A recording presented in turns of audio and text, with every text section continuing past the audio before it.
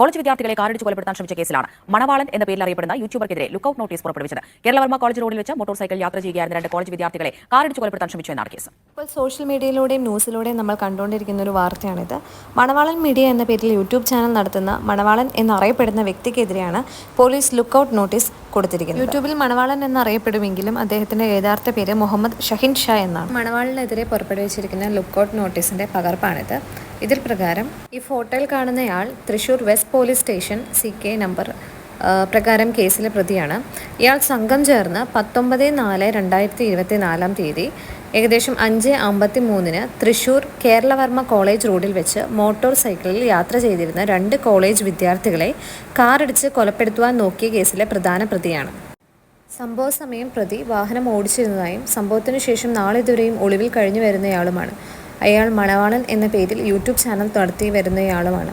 ഇയാളെക്കുറിച്ച് എന്തെങ്കിലും വിവരം ലഭിക്കുന്നവർ പറഞ്ഞിരിക്കുന്ന ഫോൺ നമ്പറിലോ ഇമെയിൽ വഴിയോ തൃശൂർ പോലീസ് സ്റ്റേഷനിൽ അറിയിക്കുവാൻ താല്പര്യപ്പെടുന്നു. അപ്പോൾ ഇതാണ് മീഡിയയിലൂടെയും ന്യൂസ് ചാനലിലൂടെയും എല്ലാം നമ്മൾ കണ്ടുകൊണ്ടിരിക്കുന്ന ലുക്കൌട്ട് നോട്ടീസ്, മണവാളിനെതിരെയുള്ള ലുക്കൌട്ട് നോട്ടീസാണ്. അപ്പോൾ സംഭവം നടക്കുന്നത് ഏകദേശം മാസങ്ങൾക്ക് മുൻപാണ്, അതായത് ഏപ്രിൽ മാസത്തിൽ നടന്ന സംഭവമാണ്. അപ്പോൾ ഇതുവരെയും ആൾ അതിന് വേണ്ടിയിട്ട് തെളിവെടുക്കാനോ അല്ലെങ്കിൽ സ്വമേധിയെ വന്ന് കീഴടങ്ങുകയോ ഒന്നും ചെയ്തിട്ടില്ല. ആൾ ഒളിവിൽ തന്നെയാണ്. അതുകൊണ്ടാണ് ഇപ്പോൾ ഈ മാസങ്ങൾക്ക് ഇപ്പുറം ഇപ്പോൾ പോലീസ് അയാൾക്കെതിരെ ലുക്കൌട്ട് നോട്ടീസ് പുറപ്പെടുവിച്ചിരിക്കുന്നത്. മണവാളിനെതിരെയും മണവാളിൻ്റെ കൂട്ടുപ്രതികളായിട്ടുള്ള മറ്റുള്ളവർക്കെതിരെയും ചുമത്തപ്പെട്ടിരിക്കുന്ന FIRന്റെ ഉള്ളടക്കം നമുക്കൊന്ന് നോക്കാം. അതിൽ പറയണത് 1 മുതൽ 10 പ്രതികളാണ് ഈ കേസിലുള്ളത്. അപ്പോൾ 1 മുതൽ 10 പ്രതികൾ കേരളവർമ്മ കോളേജിൽ വെച്ചുണ്ടായ വാക്കുതർക്കം മൂലമുണ്ടായ വൈരാഗ്യത്തിൽ 19/4/2024 5:30 മണിക്ക് അയ്യന്തോൾ പൂങ്കം റോഡിന് സമീപം പബ്ലിക് റോഡിൽ വെച്ച് മോട്ടോർ സൈക്കിളിൽ യാത്ര ചെയ്തിരുന്ന ആവലാതിക്കാരനെയും സുഹൃത്തിനെയും വാഹനമിടിച്ച് അപായപ്പെടുത്തണമെന്ന ഉദ്ദേശത്തോടും കരുതലോടും കൂടി കാർ മോട്ടോർ സൈക്കിളിൽ ഇടിച്ചാൽ ഇരുവർക്കും മരണം വരെ സംഭവിക്കാമെന്ന അറിവോടും കൂടി കാറിൽ പിന്തുടർന്ന് വന്ന് അവരെ കൊല്ലട എന്നും അവനെ ഇടിച്ചു വീഴ്ത്തട എന്നും ആക്രോശിച്ചുകൊണ്ട് അവരുടെ അടുത്തെത്തിയ സമയം ആവലാതിക്കാർ കാർ മോട്ടോർ സൈക്കിൾ ഇടിക്കാതിരിക്കാൻ റോഡിൻ്റെ സൈഡിലേക്ക് മാറ്റിയ സമയം മനഃപൂർവ്വം കാർ മോട്ടോർ സൈക്കിളിൽ ഇടിപ്പിച്ചതിൽ മോട്ടോർ സൈക്കിൾ ഓടിച്ചിരുന്ന ആവലാതിക്കാരനും പുറകിലിരുന്ന സുഹൃത്തിനും റോഡിൽ തെറിച്ച് വീണ് ആവലാതിക്കാരൻ്റെ വലതുമുട്ടിലും അങ്ങനെ തുടർന്നായിട്ട് അവരവരുടെ മുറിവുകളുടെ കാര്യം, പൊട്ടൽ സംഭവിച്ചിട്ടുള്ള കാര്യം, ഒടിവുകളുടെ കാര്യമൊക്കെയാണ് പറയുന്നത്. അതായത് ഗുരുതരമായ ഒരു FIR തന്നെയാണ് ഇവിടെ ഇവർക്കെതിരെ വന്നിരിക്കുന്നത്. ഈ FIRൽ എഴുതിയിരിക്കുന്ന കാര്യങ്ങളെല്ലാം നമുക്ക് മനസ്സിലായതാണ്. അതായത് അവർ തമ്മിൽ ഇത് തൃശ്ശൂർ പൂരത്തിൻ്റെ സമയത്താണ് നടക്കുന്നതെന്ന് പറയുന്നത്. ഏകദേശം ഏപ്രിൽ മാസത്താണ്, അതായത് ഒരു 6-7 മാസങ്ങൾ മുന്നേ നടന്ന സംഭവമാണ് കേട്ടോ. അപ്പോൾ ആ സമയത്ത് അവർ തമ്മിൽ കോളേജ് സ്റ്റുഡൻസ്, കേരളവർമ്മ കോളേജിലെ സ്റ്റുഡൻസുമായിട്ട് ഇവർ തമ്മിൽ എന്തോ വാക്കുതർക്കമുണ്ടായി.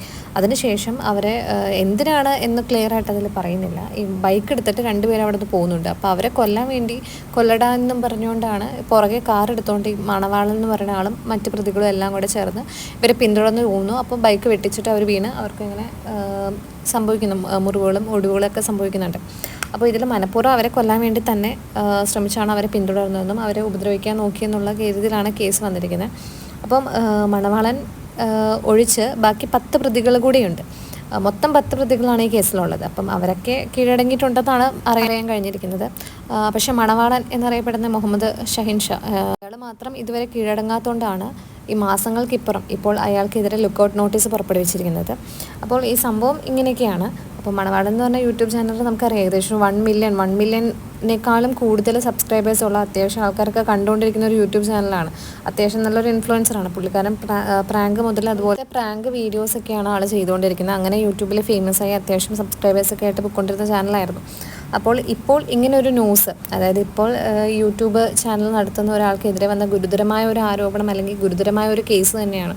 അപ്പം ഇത് ഇത്രയും വഷളാവാനുള്ള കാരണം എന്ന് പറയുന്നത് ആൾ കീഴടങ്ങാത്തത് തന്നെയാണ്. ഇത്രയും മാസങ്ങളായിട്ട് ആൾ കീഴടങ്ങും അല്ലെങ്കിൽ ഈ കേസിന് വേണ്ടിയുള്ള ഫോളോ അപ്പ് ഒന്നും ചെയ്തിട്ടില്ലെന്നാണ് അറിയാൻ സാധിച്ചത്. അതുകൊണ്ട് തന്നെയാണ് ഇത്രയും ഭയങ്കരമായിട്ട് പോലീസ് അതിനെതിരെ ലുക്കൌട്ട് നോട്ടീസൊക്കെ പുറത്തിറക്കിയിരിക്കുന്നത്.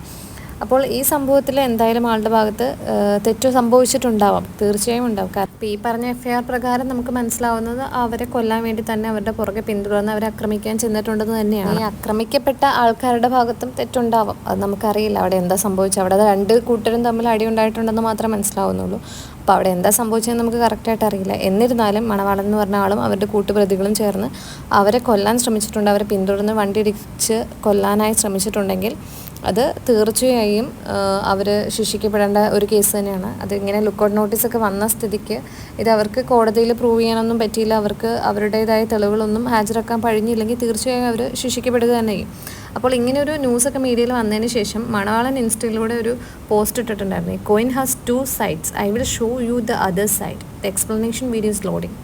അതാണ് മണവാളനെ കണ്ടവരുണ്ടോ എന്നും പറഞ്ഞൊരു ഹെഡിങ്ങോട് കൂടിയാണ് ഇട്ടേക്കുന്നത്. അതായത് ഒരു കോയിന് 2 സൈഡ് ഉണ്ടാവും. അപ്പോൾ എൻ്റെ സൈഡ് വേറെ എക്സ്പ്ലനേഷൻ വീഡിയോ വരുന്നുണ്ടെന്നാണ് മണവാളൻ പറയുന്നത്. എന്താണെങ്കിലും മണവാളൻ്റെ സൈഡിലുള്ള എക്സ്പ്ലനേഷൻ വീഡിയോ ഒക്കെ വരട്ടെ അല്ലേ. അപ്പം എക്സ്പ്ലനേഷൻ വീഡിയോ ഒക്കെ കൊള്ളാം, അത് യൂട്യൂബിലിടാം, യൂട്യൂബ് ചാനൽസ് സബ്സ്ക്രൈബേഴ്സ് നാട്ടുകാർക്കൊക്കെ ബോധ്യപ്പെടും. പക്ഷേ കോടതിയിൽ പ്രൂവ് ചെയ്യണമെങ്കിൽ തെളിവ് സഹിതം എല്ലാം ഹാജരാക്കണം. അപ്പോൾ നമുക്ക് ആ വീഡിയോയ്ക്കും ഈ കേസിൻ്റെ അപ്ഡേറ്റ്സിനൊക്കെ ആയിട്ട് നമുക്ക് വെയിറ്റ് ചെയ്യാം. എന്താണ് നിങ്ങളുടെ അഭിപ്രായം ഇങ്ങനൊരു സംഭവത്തെക്കുറിച്ച് എന്നുള്ളത് കമൻറ്റ് ചെയ്യാം. Okay, by.